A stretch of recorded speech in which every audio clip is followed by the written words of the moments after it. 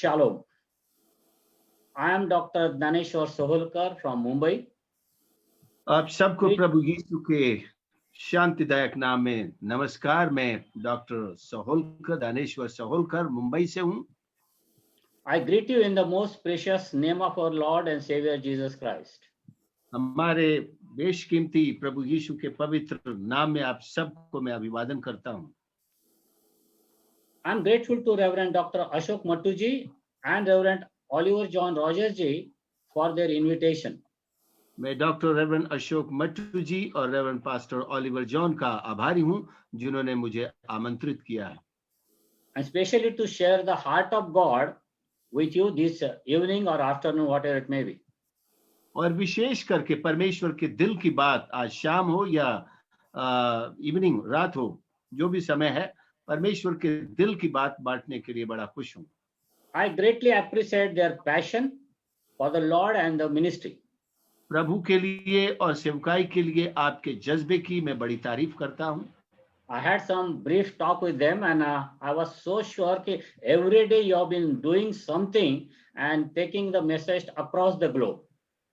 आपके साथ छोटी सी बातचीत से मैंने जान लिया कि आप रोजाना परमेश्वर के संदेश को दुनिया भर तक पहुंचाने का प्रयास कर रहे हैं।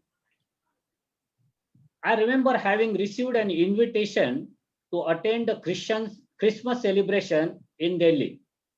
मुझे याद है कि दिल्ली में क्रिसमस के समारोह का मुझे आमंत्रण मिला था अटेंड करने के लिए। And you will be surprised, the chief guest of the celebration was none other than our former Prime Minister, Mr. Sri Manmohan Singh ji. और आपको आश्चर्य होगा ये जानकर के उसमें जो मुख्य अतिथि थे वो और कोई नहीं, हमारे पूर्व प्रधानमंत्री डॉक्टर मनमोहन जी थे। What a privilege for me. मेरे लिए कैसा सौभाग्य था। Yes, मेरे दोस्तों, invitations are very important in our life. My friends, invitations जो है हमारी जिंदगी में बहुत जरूरी होते हैं। We value this invitation from where it comes. If it comes from the reputed and renowned person or the organization, we are so happy. और इन निमंत्रण की हम बड़ी कीमत करते हैं अगर खासकर वे बड़े प्रसिद्ध लोगों से या बड़ी संस्थाओं से आते हैं तो हम उन्हें बहुत महत्व देते हैं। It also depends on the nature of that event or the celebration. और उस जो समारोह है उसकी प्रकृति क्या है उसके ऊपर भी यह निर्भर करता है। You will agree with me, these invitations help us to build the relationship. आपको महसूस होगा कि ये जो निमंत्रण है ये लोगों के साथ हमारे संबंध को बनाने के काम आता है। During this celebration, I had an opportunity to relate with some of the MPs from Maharashtra. और इस समारोह के दौरान महाराष्ट्र से आए हुए कुछ जो एमपीज लोग थे उनसे भी मेरा संबंध बनाने का मुझे मौका मिला। That's what I said, it builds the relationship. इसलिए मैंने कहा इसके द्वारा संबंध बनते हैं। Okay, let me extend to you an invitation from Isaiah 55:3. इसलिए आइए मैं आपको एक निमंत्रण प्रस्तुत करता हूं, पेश करता हूं यशाया 55:3 से। आप पढ़िएगा। कान लगाओ और मेरे पास आओ, सुनो, तब तुम जीवित रहोगे और मैं तुम्हारे साथ सदा की वाचा बांधूंगा, अर्थात दाऊद पर की अटल करुणा की वाचा। Especially I want to repeat it again, give ear and come to me, hear me, that your soul may live. और मैं इसे दोहराना चाहता हूं, खासकर कान लगाओ मेरे पास आओ, सुनो, तब तुम्हारे प्राण जीवित रहेंगे। दो चीजें करनी है, two things we have to do. You have to do two things. Yes, sir. First is to give ear. पहली बात कान लगाना है। You have to come to him. दूसरी बात उसके पास आना है। And the reason is your soul may live. इसका कारण यह है कि तुम्हारी आत्मा जीवित रह सके। यदि आप Isaiah 55:1-13 आप पढ़ोगे, if you read that portion, if you read Isaiah 1 to 13 of this 55 chapter, give ear or to listen, this word has come at least 4 times in English Bible. कान लगाओ सुनो, ये शब्द कम से कम इसी अध्याय में 4 बार आया है. And come, the word has come 5 times. और आओ ये शब्द 5 बार आया है. उर्दू बाइबल में 3-3 बार आया है. और in Urdu Bible it has come 3 times, each one 3 times. So it makes when a God want to insist on something, परमेश्वर जब किसी बात पर जोर देना चाहता है, he is calling us, he is inviting us for something, तो किसी बात के लिए अगर वो हमें आमंत्रित कर रहे हैं, it is not a materialistic thing. ये कोई भौतिक चीजें के लिए नहीं है. This has something to do with your soul. ये आपके आत्मा के बारे में है. Soul, what is a soul basically? मुख्य रूप से आत्मा है क्या? Soul is your being, what you are. ये आत्मा आप जो हैं वो वास्तविकता है, वही है. My dear friend, this invitation, what I am sharing with you this evening, it is not from any president or prime minister. It is from the God Almighty, who is the creator and sustainer of this earth, this universe. मेरे प्रिय मित्रों, जो निमंत्रण आज की शाम में आपको पेश कर रहा हूं, ये किसी संस्था से, किसी दुनिया के बड़े आदमी से नहीं, सृष्टिकर्ता बनाने वाले सर्वशक्तिमान परमेश्वर की तरफ से है. Now let us see who are the invitees. अब ये देखें आमंत्रित लोग कौन हैं. Invitees list is very important. ये आमंत्रित लोगों की सूची बहुत जरूरी, एक महत्वपूर्ण सूची है. Because I remember when my daughter, she was getting married, I had to prepare the great invitation list. We have spent 8 days on that. क्योंकि मुझे याद है कि बेटी की शादी में मुझे एक बड़ी लंबी सूची आमंत्रित लोगों की बनानी पड़ी, जो बहुत महत्वपूर्ण बात है. The invitation, the kind of people this invitation is extended, it is said, those who are thirsty and hungry. जिस प्रकार के लोगों को ये निमंत्रण दिया गया है, उसमें है जो भूखे और प्यासे हैं. To quenching of the thirst and satisfying of our hunger is very vital for the healthy life. उनकी भूख और प्यास को मिटाना जीवन के लिए बहुत महत्वपूर्ण है. Let us see who are those people now. आइए देखेंगे ये लोग हैं कौन. First, it's everyone. पहले तो हर एक वो जन. It doesn't depend on your status, your possession, whether you are staying in a big bungalow or whether you are staying in a juggi, nothing. What you are, it doesn't matter. It is for everybody whom God has created on this earth. ये आपकी हस्ती के ऊपर बिल्कुल आधारित नहीं है. आप बड़े बंगले में रहते हैं या आप गरीब हैं, परमेश्वर सबको आमंत्रित कर रहा है. Second group of the people, those who have no money. दूसरे वे लोगों का समूह जिनके पास कुछ भी पैसा रुपया नहीं है. When it doesn't mean that you is for the poor people who doesn't have money. इसका मतलब ये नहीं कि जिनके पास पैसा नहीं वो गरीब लोग ही हैं. No, it means those who are depending on others, those who are powerless. इसका मतलब जो दूसरों पर आश्रित है और सामर्थ्यहीन है.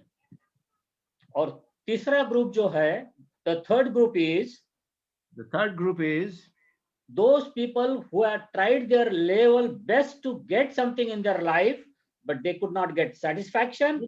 They are disappointed and they have experienced the failures. जिन्होंने अपनी जिंदगी में पूरा परिश्रम कर लिया, कोई संतोष नहीं मिला और वो संतुष्ट नहीं है. These are the busy people. ये वो व्यस्त लोग हैं, तो जिन्हें हम बिजी भी कहते हैं, जिनको व्यस्त लोग भी कहते हैं.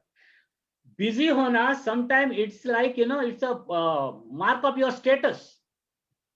व्यस्त रहना कभी कभी आपके स्टेटस को भी बताता है कि आप कितने. If you ask me, can you preach on this Sunday? I will never say yes immediately. यदि आप मुझसे पूछें कि क्या इस रविवार आप प्रचार करेंगे, तो मैं कभी भी आपको तुरंत हाँ नहीं बोलूंगा. it means if I say immediately yes, you will have a different opinion about me. You said nobody invites this guy. यदि मैं तुरंत हाँ बोल दूं तो आपकी मेरे बारे में अलग ही राय कहेंगे, शायद इसको कोई इनवाइट करता ही नहीं है। Here it is said, these are the people who spend money on what is not bread and labor what does not satisfy. ये लोग वे हैं जो ऐसे चीज पर धन खर्च करते हैं जो भोजन नहीं है और जिससे उनका पेट भी नहीं भरता है। They fail to understand what's the goal of their life. वे इस बात को समझने में असफल रहते हैं कि उनके जीवन का लक्ष्य है क्या। They also fail to use their resources and their life for the right purpose. और वे अपने जीवन के जितने भी संसाधन हैं उनका सही कार्य के लिए इस्तेमाल करने में भी विफल हो जाते हैं। Now after seeing this, these are the invitees. Now let us go to the invitation card. अब आमंत्रितों की सूची देखने के बाद आइए निमंत्रण पत्र को भी देखें। The invitation card is very important. Invitation जो कार्ड है वो बहुत महत्वपूर्ण है। Because it gives you a lot of information. Because इससे बहुत सारी सूचना आपको मिलती है। It gives you the information about the invitee, who is the person who is inviting you. आपको आमंत्रित कौन कर रहा है इसकी सूचना देता है। It gives you the nature of event, the date, time. और क्या होने जा रहा, क्या समारोह है, कब है, समय क्या है। There is also something called the dress code. और इसके लिए आपकी पोशाक की भी एक मांग होती है। See, it's very almost it's the formal. They always tell you either you should come in a formal or casuals. या तो आप एक औपचारिक ड्रेस पहन कर आए या एक जैसे चलता है रोज का वैसा भी। Today, there is one more thing at the bottom of this invitation. इस निमंत्रण के नीचे, सबसे नीचे एक और चीज होती है। That is called RSVP. जिसे RSVP कहते हैं। You have to give the confirmation. कि आपको अपना उत्तर पक्का करना है। We are meeting this evening to really give this RSVP to our God. कि आज की शाम हम परमेश्वर को RSVP अपना कंफर्मेशन देने के लिए मिल रहे हैं। Yeah, he is inviting you. वो आपको आमंत्रित कर रहे हैं। He wants that you should draw closer to him. वो चाहते हैं कि आप उनके नजदीक आएं। We should hear him. प्रभु की आवाज सुने।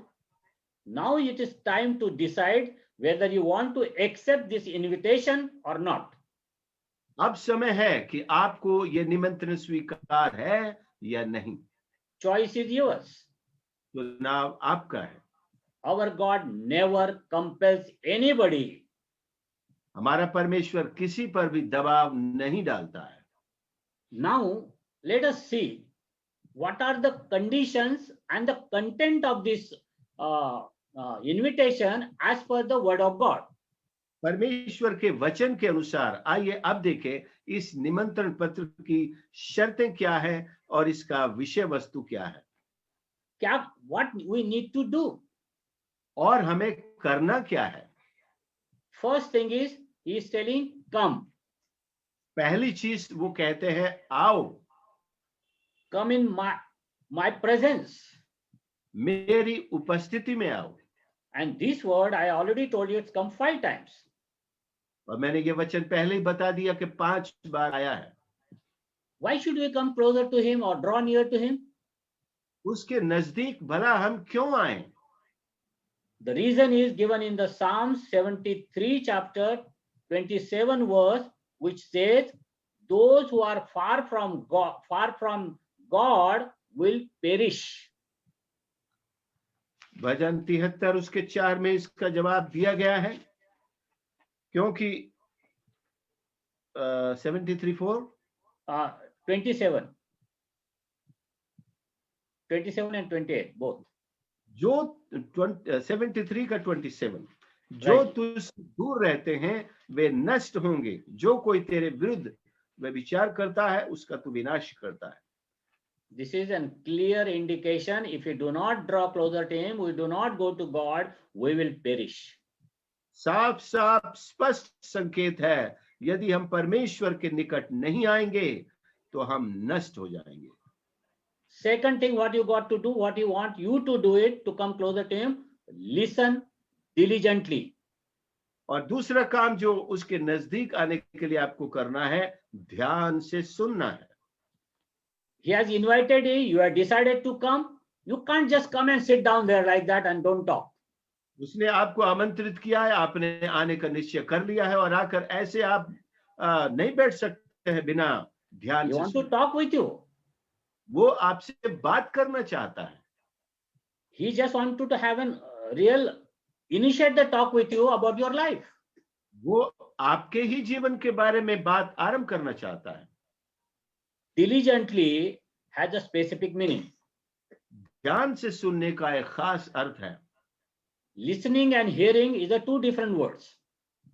सुनना, जैसे सुनना और ये हियरिंग और लिसनिंग दोनों अलग अलग शब्द हैं। Listening the meaning is intentional and voluntary hearing. Listening का अर्थ है कि चुनाव करके, जानबूझकर या ध्यान से, इच्छा से सुनना। और give your meaning, the meaning of the give ear, यहाँ हियर का जो शब्द है उसका अर्थ है careful attention. लिसनिंग का ध्यान से सुनना है। Can you see the difference now? आज आपकी समझ में अंतर आता है? It is not like you get so many advertisement right in the morning, right from washing powder, Nirma to so many things. What you do, you just hear them. They are coming, but you don't really pay attention to them. But this is not an advertisement coming from the God. जिस प्रकार से TV में आप देखते रहते हैं और ढेर सारे विज्ञापन आते रहते हैं, आप उनको सुनने के लिए ध्यान नहीं देते हैं, वो हियरिंग है। लेकिन यहाँ पर परमेश्वर आपको ध्यान से सुनने के लिए बुला रहा है। Listening brings yourself in the relationship with the person who is talking. सुनना उस व्यक्ति के साथ आपको संबंध में लेकर आता है जो आपसे बात कर रहा है। It is said that out of during the day, we almost 70% our time is gone in the talking and interacting. ऐसे कहा जाता है कि 75% हमारे दिन का समय सुनने और बात करने में निकलता है। But you will be surprised, the survey say the 40% out of this we spend in listening. लेकिन आपको आश्चर्य होगा सुनकर कि इसमें से 40% हम सुनते हैं, लिसनिंग में जाता है। Listening is so vital and important. इसलिए सुनना बहुत जरूरी और महत्वपूर्ण है। See, nowadays in all the management classes, the first thing they teach you to how to listen. Management कक्षाओं में आजकल आपको सबसे पहले यही सिखाया जाता है कि कैसे सुना जाना चाहिए। It is also said, if you are a good listener, your BP will be normal.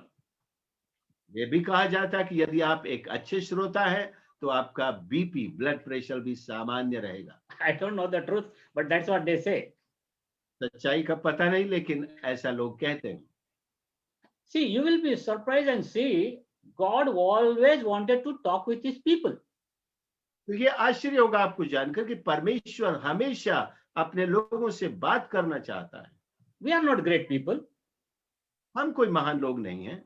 If you go in the Exodus chapter 19, निर्गमन के 19 अध्याय में यदि आप चलें, God informs Moses that he wanted to talk with his people. परमेश्वर मूसा को बताते हैं कि वो इस्राएलियों से, अपने लोगों से बात करना चाहते हैं। They were ready to talk. और वो बात करने के लिए तैयार थे। But if you read in Exodus chapter 20 and verse 19, लेकिन यदि आप 20 के 19 पद को आप पढ़ें, they say, we do not have God to speak to us or we will die. उन्होंने मूसा से कहा कि परमेश्वर हमसे बातें न करे, ऐसा न हो कि हम मर जाएं। They were scared of God's talking. परमेश्वर की बात करने से डरते थे लोग। Many people don't want to really want to listen to God.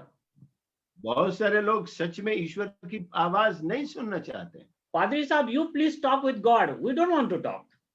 Master please, you तो आप बात कीजिए, हमको नहीं करना। The history of Israel tells this weakness. Israel के हिस्ट्री में यही बात बताई। There were 39 kings. 39 राजा थे। Out of that 39 kings, only 8 kings heard and listened to the word of God. 39 में से केवल 8 राजाओं ने परमेश्वर की बात को, उसके वचन को सुना। The consequence, इसके परिणाम, Israel was divided. इस्राएल का विभाजन हो गया। Glory departed from the temple. मंदिर से महिमा चली गई। So vital it was. इतना महत्वपूर्ण ये था।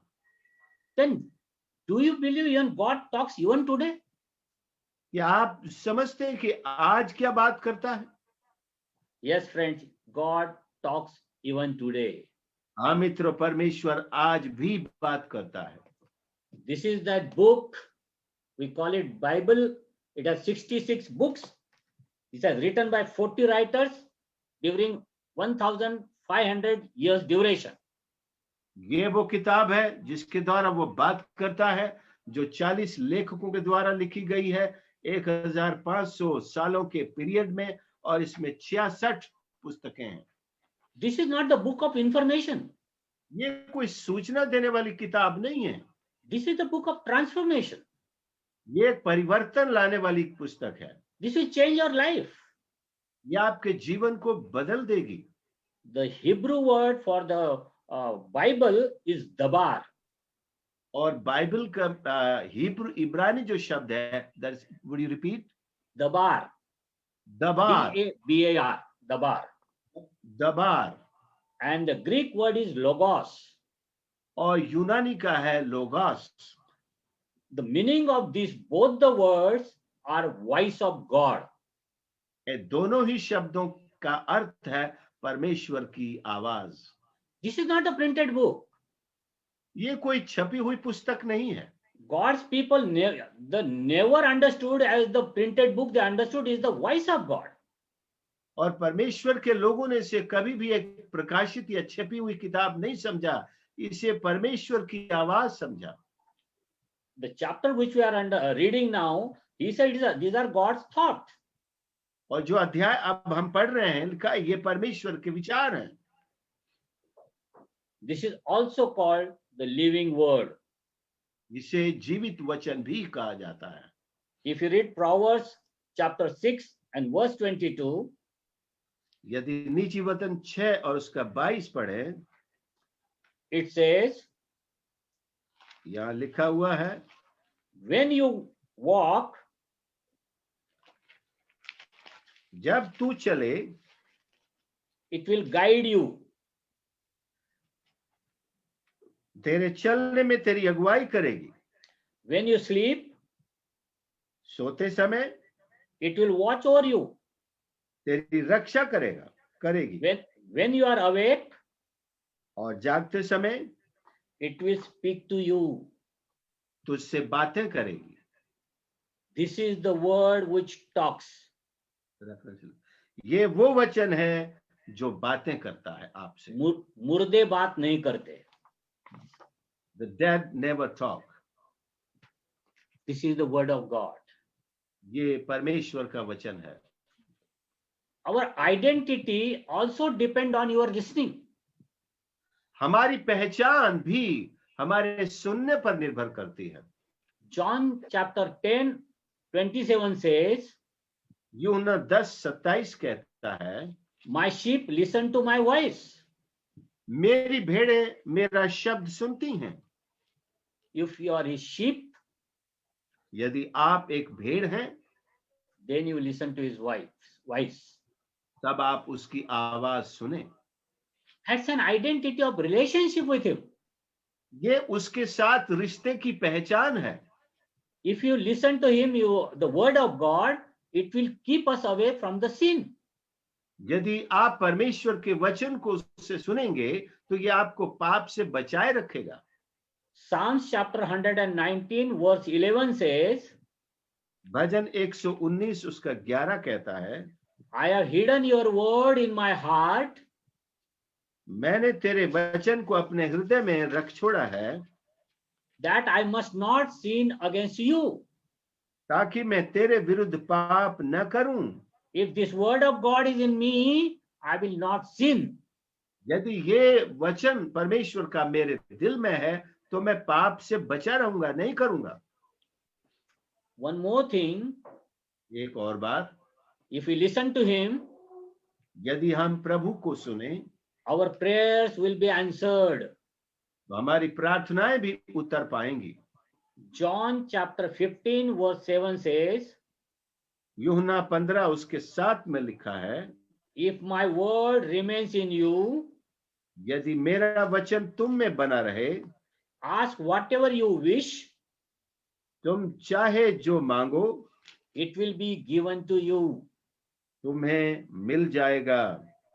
Friends, there are many prayer requests today.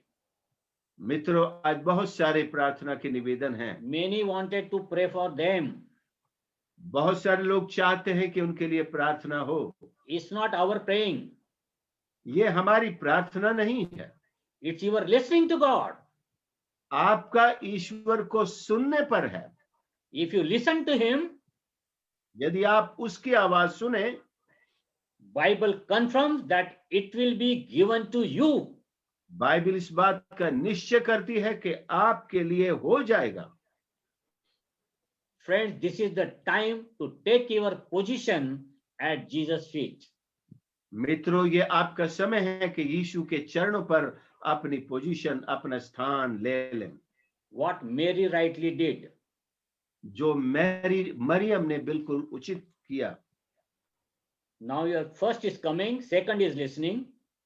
अब पहला है पास में आना, दूसरा सुनना. The third is to seek the Lord. और तीसरा है प्रभु की खोज करना. That is in the verse 6, Isaiah 55:6. ये यशाया 55 के 6 पद में है. God is near. He is not somewhere heaven. He is just not sitting there. He is always very close to you. परमेश्वर निकट है. ऐसा नहीं कि वो हर समय स्वर्ग में बैठा ही रहता है. You got to seek him. आपको उसे खोजना है. And third is, तीसरी बात है, call on him. उसको पुकारो. The pukaro means it's a prayer. पुकारो का मतलब है ये प्रार्थना करना है. You have come to him, you are listening to him, you are seeking him. Now you can't be sitting there and just listening to God. Now you got to open your mouth and talk to God. आप परमेश्वर के निकट आए हैं, आप सुनने के लिए बैठे हैं, और अब आपको परमेश्वर को पुकारना है. आप खामोश नहीं बैठ सकते. You can't every time tell others to pray for you. आप हर समय दूसरों से न कहते रहे मेरे लिए दुआ करो. Now it's time for you to pray. अब आपका समय है प्रार्थना करें. You know the greatest gift God has given to us, that you can pray. आपको पता है सबसे महान जो वरदान परमेश्वर ने हमें दिया है वो है कि हम प्रार्थना कर सकते हैं. कुत्ते बिल्ली दुआ नहीं करते. Dogs and cats, they don't pray. This is the privilege given to us. ये सौभाग्य हमको मिला है. The next thing is, अगली बात है, that's in verse 7 of Isaiah 55, जो 55 के 7 पद में है, return to him. उसके पास लौटो, परमेश्वर की ओर फिरो. This is the repentance. ये पश्चाताप की बात है. You have come, you have listened, now you are seeking him, now you are praying, you are calling on him. Now what you got to do, you are written to him, you have to repent. आपने उसकी सुनी है, आप उसके पास आए हैं, आप बैठे हैं और आपने खोज किया है, प्रार्थना कर रहे हैं. अब आप परमेश्वर की ओर फिरें, पश्चाताप करें. The word says, then he will have mercy on us. वचन कहता है तब वो हम पर दया करेगा. If you can read 2 Chronicles 7:14, a famous verse. दूसरा इतिहास यदि 7 का 14 पढ़ सके. If you can read, brother. Yes. One moment, please.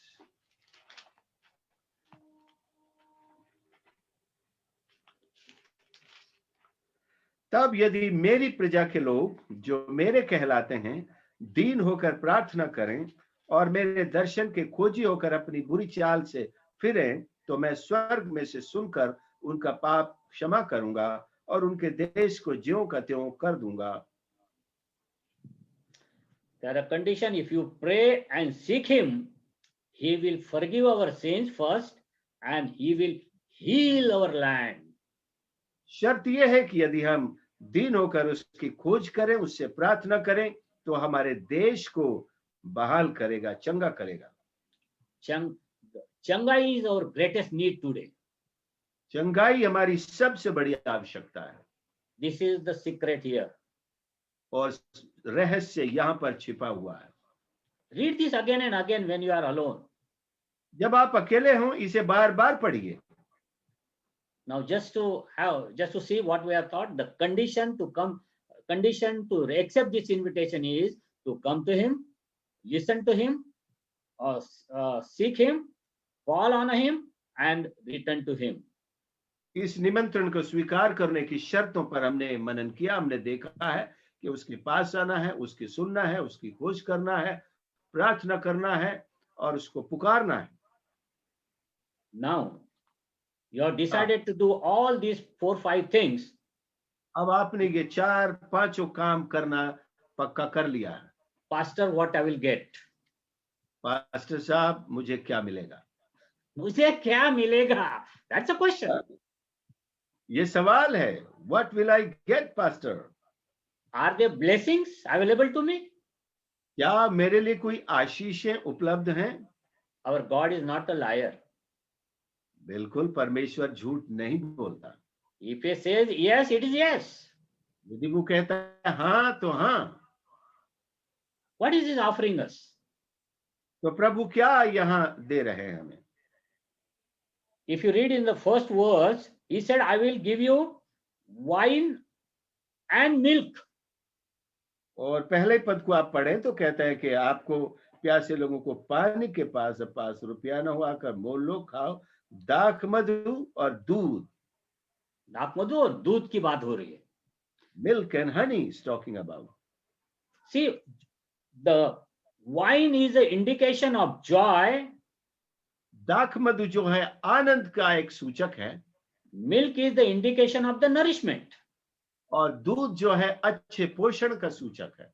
Nourishment inside, nourishment outside.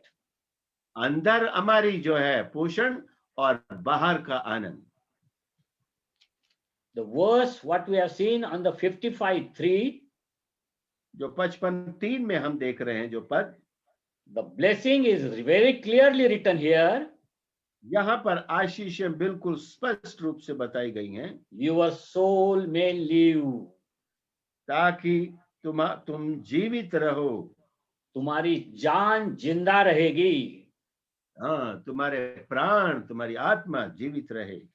We are all now with this coronavirus, what we are struggling for. अब इस corona virus में हम क्या संघर्ष कर रहे हैं सब? क्या बचा रहे हम लोग? Will we survive in this? What we are trying to save is ultimately our life. हम आखिर अपने जीवन को बचाने की कोशिश कर रहे हैं. There is a fear of death in us. हम सब में मौत का एक भय समाया हुआ है. Nobody want to die. कोई मरना नहीं चाहता. I know there are many COVID patients even today. मैं जानता हूं आज भी कोविड के बहुत सारे रोगी हैं. Those who are in the hospital, they are struggling to facing death. जो अस्पतालों में हैं, मौत से संघर्ष कर रहे हैं. Those who are in the house, जो घरों में हैं, they are trying to boost their immunity. वो अपनी इम्यूनिटी को, भीतरी शक्ति को बढ़ाने की कोशिश कर रहे हैं. They don't want to die. वो भी मरना नहीं चाहते. ये सांसों की बात नहीं कर रहा हूं मैं. हाँ, not talking about these breaths like this. It is something more than that. इन सांसों से बढ़कर कोई बात है. This is the life, beyond death. ये जीवन से पार के जीवन की बात है. What are those blessings? ये आशीषें क्या हैं? The Bible says in verse 12 of the Isaiah 12 that said, you will go out in joy. तो 12वें पद में बाइबल कहती है तुम आनंद के साथ निकलोगे. We are longing for joy in our life. हम अपनी जिंदगियों में आनंद के बड़े इच्छुक हैं. How will you get joy? तो आनंद हमें कैसे मिलेगा? Just saying anandam, anandam, anandam, you will not get joy. बस आनंद आनंद रखते रहने से आनंद मिल जाएगा क्या? नहीं. The Bible says in Nehemiah की किताब chapter 8 and verse 10, नहम्या 8:10 में बाइबल बताती है the joy of the Lord is your strength. यहोवा का आनंद ही मेरा बल है. See, this is the joy. ये है आनंद. This is the joy which comes from the God himself. वो आनंद है जो परमेश्वर की तरफ से हमें मिलता है. ये आप खरीद नहीं सकते हो. You cannot buy this. ये दारू के बोतल में नहीं मिलेगा. This will not be provided from the bottle of wine. It is no addiction will help you here. यहाँ कोई भी मदद आपको किसी से नहीं मिलेगी. क्योंकि ये प्रभु का आनंद है. Because this is the joy of the Lord. We sing प्रभु का आनंद मेरी ताकत always. आते हैं the joy of the Lord is my strength. And you know one more thing, if you read this verse very carefully, there is a great allegory the Isaiah the prophet has used here. तो एक और चीज आप यहाँ देखेंगे, सावधानी से इस पद को पढ़े तो ये शाया ने इस्तेमाल किया है यहाँ एक शब्द. If you see verse 12, 12 पद को ही it says, you will go out in joy and be led forth in peace. The mountain and the hills will burst into song before you, and the trees of the field will clap their hands. क्योंकि तुम आनंद के साथ निकलोगे और शांति के साथ पहुंचाए जाओगे. तुम्हारे आगे आगे पहाड़ और पहाड़ियां गला खोलकर जय जयकार करेंगी और मैदान के सब वृक्ष आनंद के मारे ताली बजाएंगे. What kind of worship this is? ये कैसी आराधना है? The mountains are going to sing. पहाड़ियां गला खोलकर गाएंगी. And trees are going to clap their hands. और सारे वृक्ष ताली बजाएंगे. The joy has come to a person, the human being. आनंद तो मनुष्य के अंदर आया है. And nature is enjoying. और सारी प्रकृति आनंदित हो रही है. What God want to tell us today? परमेश्वर आज हमें क्या बताना चाहता है? The joy what you got, it's contagious joy. ये आनंद जो आपको मिला है, ये छूने दूसरों में फैलने वाला आनंद है. It will not limited to you. ये आप तक सीमित रहने वाला नहीं है. It will affect your neighbors. ये आपके पड़ोसी को भी प्रभावित करेगा. It will affect your society. आपके समाज को भी प्रभावित करेगा. It will affect your nation. ये आपके राष्ट्र में भी फैलेगा. क्योंकि ये प्रभु का आनंद है. Because this is the joy of the Lord. Then you get a peace. तब आपको शांति मिलेगी. Everybody is searching for the peace. हर कोई शांति की खोज में लगा हुआ है. People go to the mountains to look for the peace. लोग पहाड़ों पर जाते हैं शांति की खोज में. No peace. वहां भी नहीं है. What is the peace basically? मूल रूप से शांति है क्या चीज? Peace is a peace of mind. शांति मन की शांति है. ये अंदर की बात है. This is thing about inside of us. It doesn't depend on the situation or the circumstances. ये परिस्थितियों पर नहीं निर्भर करती. Peace doesn't mean the absence of trouble. और शांति का मतलब नहीं है कि संकट की विहीनता. This is where there is the circumstances will not change. It will be there. Corona will be there. People will be dying. But in your heart will still be enjoying the peace. ये मन के अंदर जो शांति आपको मिलेगी, परिस्थितियां उसे नहीं बदल सकती. कोरोना रहेगा लेकिन वो आपको, आपकी शांति को प्रभावित नहीं कर सकता. This is basically talks about your attitude towards the circumstances and pandemic. मूल रूप से ये आपके जो स्वभाव है, एटीट्यूड है, उसकी प्रवृत्ति को इस महामारी की तरफ और परिस्थितियों के सामने आप कैसा रूप दिखाते हैं उसकी बात करता है। One more blessings we see, एक और आशीष हम देखते हैं verse 13. 13वें पद में, Instead of the thorn bush will grow the pine tree. भटकटैयों के बदले सनोवर उगेंगे। This talks about the total transformation of your circumstances and your life. आपकी परिस्थितियों और आपके जीवन का पूरा पूरा परिवर्तन की बात करता है। Thorns indicates the pain and suffering in your life. ये जो भटकटैये हैं, ये आपकी जिंदगी के दर्द और पीड़ाओं की बात करते हैं। Jesus is talking here, the God is talking here.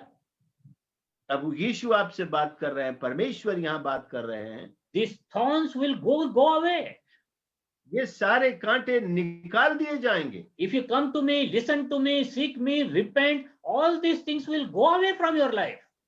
यदि तुम मेरे पास आओ, मेरी सुनो, तौबा करो, तो ये सारे कांटे तुम्हारी जिंदगी से निकल जाएंगे। You will like a pine tree. आप एक सनोवर के पेड़ के समान होंगे।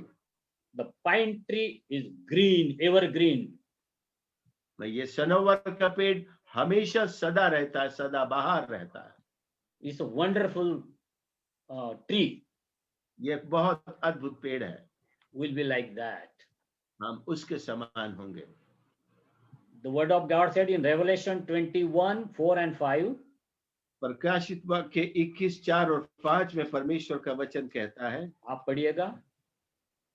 जी सर, 21:4-5, वह उनकी आंखों से सब आंसू पोंछ डालेगा और इसके बाद मृत्यु न रहेगी और न शोक, न विलाप, न पीड़ा रहेगी, पहली बातें जाती रहीं। जो सिंहासन पर बैठा था उसने कहा, देख मैं सब कुछ नया कर देता हूं। फिर उसने कहा, लिख ले, क्योंकि ये वचन विश्वास के योग्य और सत्य हैं। This is the ultimate blessing. ये है सबसे बड़ी आशीष। He will wipe your tears. वो आपके आंसू पोंछ डालेगा। There will be no more death. वह मृत्यु न होगी। No mourning. कोई विलाप न होगा। No crying. ना रोना विलाप करना होगा। No pain. कोई पीड़ा नहीं होगी। Because the older things has gone away, I'm making everything new. क्योंकि सारी पुरानी बातें परमेश्वर दूर कर रहा है और सब कुछ नया कर रहा है। My dear people of God, मेरे प्रिय परमेश्वर के जनों, this is what God wants to bless you with. परमेश्वर आपको यही आशीषें देना चाहता है। Then my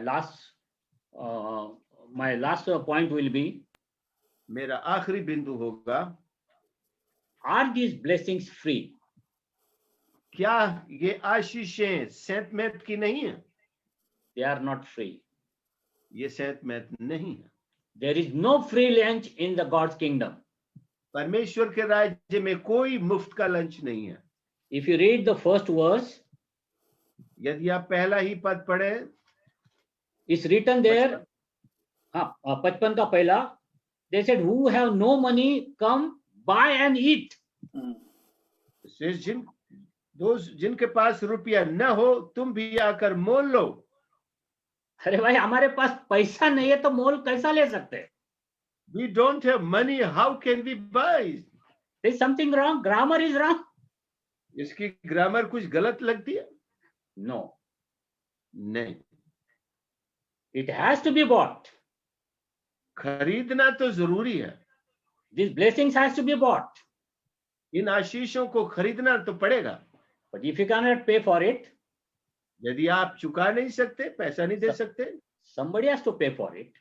तो कोई और आपके लिए चुकाएगा। That is what we have heard the singing now. यही तो हमने गाया है अभी। What Amos said, तेरे मार खाने से, जैसे आमोस भाई ने कहा, तेरे by your stripes, the cross of Christ is the cost of our blessings. यीशु का क्रूस हमारी आशीषों की कीमत है। He purchased us through his blood. उसने अपने खून से खरीदा है and offered all these blessings to us. और हमको ये सारी आशीषें दे दी हैं। When he died on the cross, जब प्रभु क्रूस पर मरे, the curtain in the temple was rented in two. और मंदिर का जो पर्दा था वो फटकर दो भाग हो गया। Why? क्यों? So that we can draw near to him. ताकि हम परमेश्वर के निकट आ सकें। His invitation has to be fulfilled. और ये निमंत्रण का काम पूरा हो सके। Let me give you one illustration and I will be through. आइए आपको एक उदाहरण दूं और फिर मेरा काम पूरा। There was father and son, they were traveling in the jungle. एक बाप और बेटे जंगल में यात्रा करते हुए जा रहे थे। As they were in the jeep, और दोनों जीप में सवार थे। that son saw some good berries. और बेटे ने कुछ अच्छे बेर देख लिए। He wanted to have it. और वो खाना चाहता था। Daddy said, "Can I have it?" और डैडी, क्या मैं ये बेर तोड़ सकता हूँ? They are very good. ये तो बहुत अच्छे लग रहे हैं। He got down, और उतर पड़े। started picking few. और कुछ उठाने लगे। He was busy in the jungle, और जंगल में व्यस्त थे। enjoying the berries. और मजा ले रहे हैं अब बेरों का। It was coming to evening now. अब शाम होने वाली थी। Then father called him.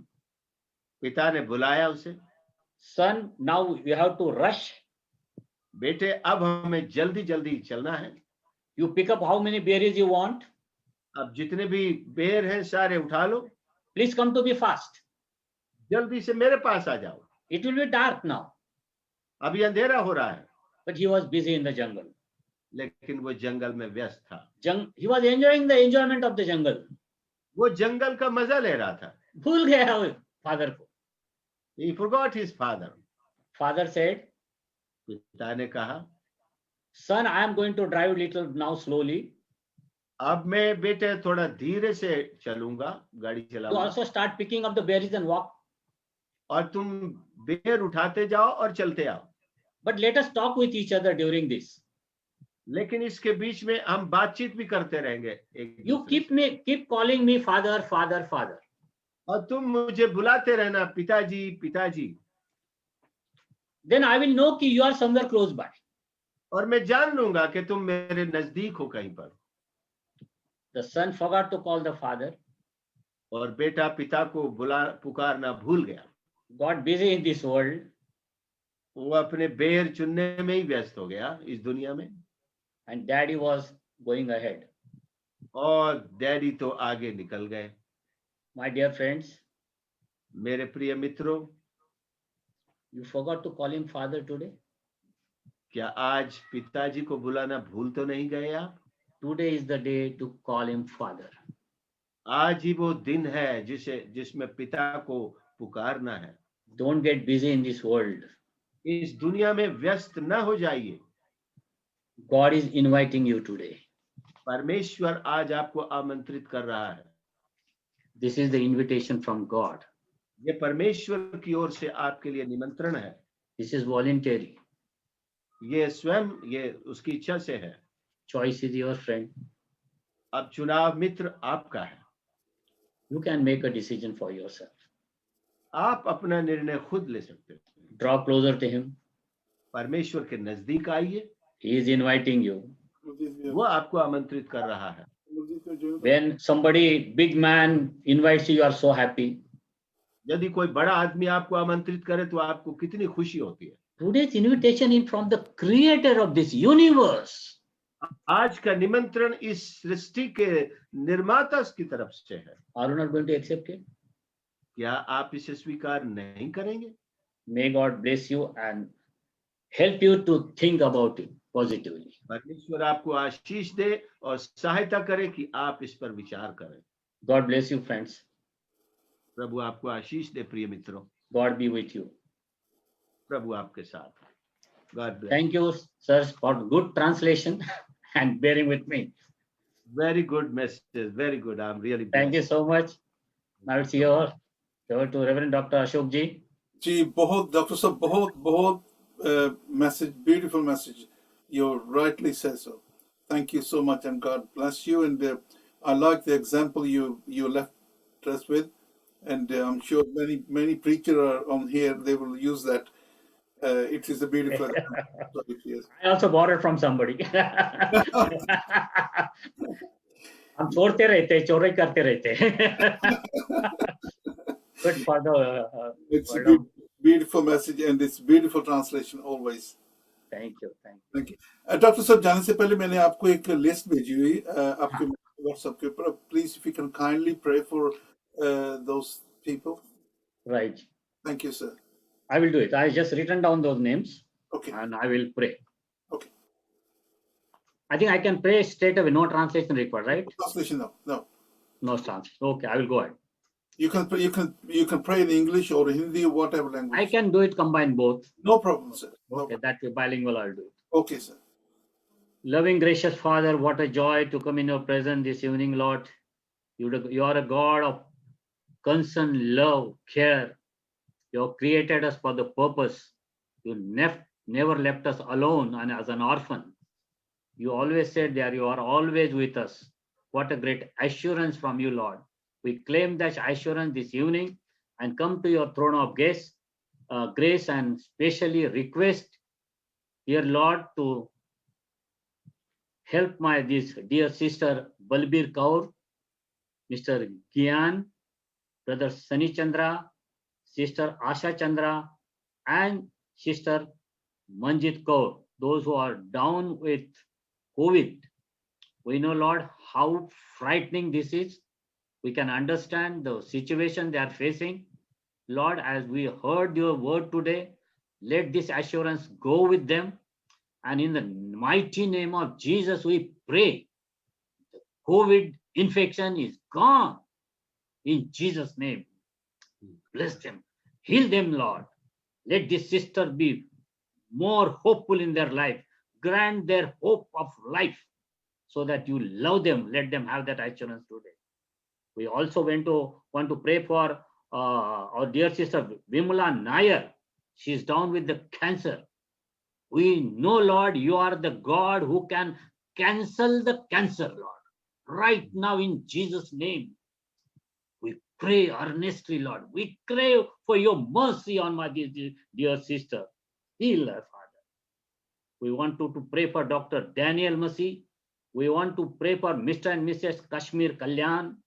We want to pray for Brother Harris Joseph. We want to pray for Brother Ram, who is so critical in the hospital. We want to pray for Brother Mandeep and also our dear sister Anupama Esther Prasad. Lord, these are your people who love them. Ram is critical today, and all other friends are going through some kind of disease, some kind of sickness in their life, Father. In the name of Jesus, please deliver them from this sickness, Lord. Clean them from within and grant them that grace that they need. What we need, Lord, or for all these people, your mercy, your care. Yes, Lord, grant them that grace, sustaining grace, Father, this evening. And wherever they are, touch them, Lord, with your mighty power of healing, Lord, right now in Jesus' name, and heal them, Lord, Father. Thank you, Lord, for hearing our prayers. We want to especially remember, Lord, this time the farmers' agitation in India, Lord. Yes, Lord, this is the country which we love. But the issues and the problems these farmers are facing, we just wanted to pray for the wisdom to the people in authority, so that there should not be any violence. There should be real peace exist on the border of Delhi. There should be peace exist in the Punjab and this nation, Lord. God, nothing is impossible for you, Lord.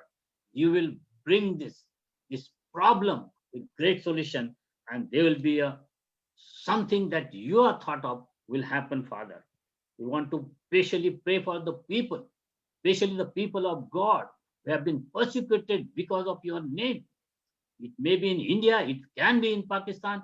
Lord, we know, Lord, you are aware of this. We are aware that we got to go through this. But Lord, we claim and crave for your mercy, Lord. because this is your own people. These are your people who serve you through the church, the ministry, Lord. Bless them, Lord. Get them out of this bondage, out of this, the pressure, the evil, what has been treated with, Father, so that they will not only suffer, but they will also be victorious in days to come. We want to pray for the peace of Jerusalem, your city, Lord, the city, holy city, the city chosen by you. Bless this nation, bless that city, Lord, because that's the place you will going to come back, and we are going to meet you there, Lord. We want to pray for that. We want to pray for all the audience, all our dear ones, all the people of God who are listened to this your word, Father. It was not Soholkar who spoke. It was, Lord, your Holy Spirit that talked with this heart, their heart, Father. We want you to pray, Lord, touch their heart, Father. Bless them with what are their desires, Father. Grant them what are they looking, and your grace is sufficient for them. Grant them deliverance, Father, if they are in any bondage. Grant them deliverance from the power of darkness, the Satan, Father. Free them through your blood, Lord, what you have shed on that cross, Lord. Especially we want to pray, Father, this time, especially for the media team of India Christian Concern. Yes, Lord, they are doing wonderful job, Father. This is hard work. It is not going to be in vain. You are going to honor it, Lord. What they are doing, grant them the wisdom, grant them the direction through your Holy Spirit, so that every day with new energy, they can take your word through this medium of this technology to every corner of this great globe, great nations, Father.